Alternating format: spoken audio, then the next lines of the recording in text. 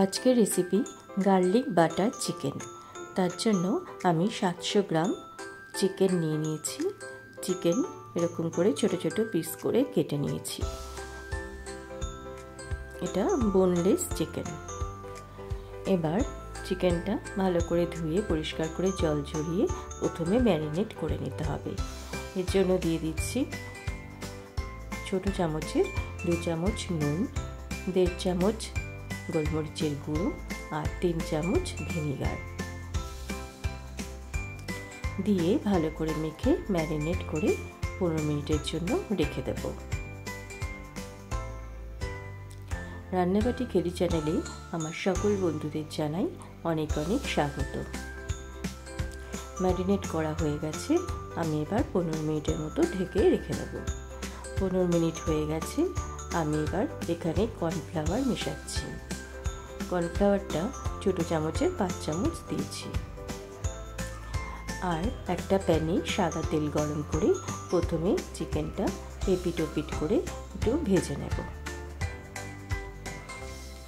এইভাবে উল্টে পাল্টে চিকেনটা যতক্ষণ না দুদিকে একটু রং ধরছে ততক্ষণ একটু ভেজে নিতে হবে। এইভাবেই সমস্ত চিকেনটা আমি প্রথমে ভেজে নেব।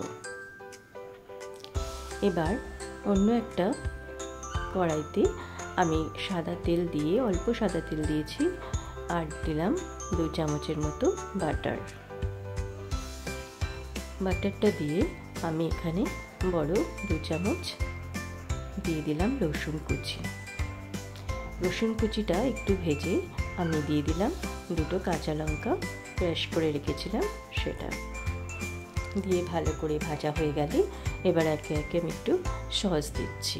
প্রথমে দিলাম সেজওয়ান সস 1 চামচ, টমেটো সস 1 চামচ আর 1/2 চামচ সোয়া সস দিয়ে ভালো করে মিশিয়ে নেব।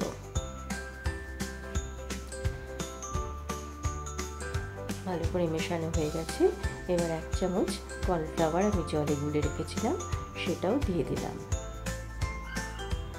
কর্নফ্লাওয়ারের বাটিটা ধুয়ে আমি আর একটু জলও দিলাম, দিয়ে ভালো করে মিশিয়ে ফুটে উঠলে তারপরে আমি ভাজা চিকেনগুলো দিয়ে দেবো এর মধ্যে।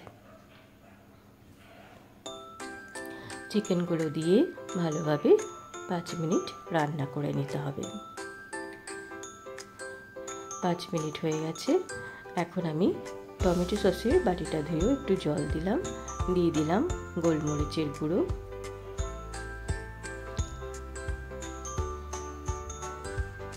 অল্প সামান্য নুন আর অল্প সামান্য চিনি দিয়ে নাড়াচাড়া করে এবার শেষে দেব 1 চামচ লেবুর রস আর ধনেপাতা কুচি দিয়ে আমি নামিয়ে নেব।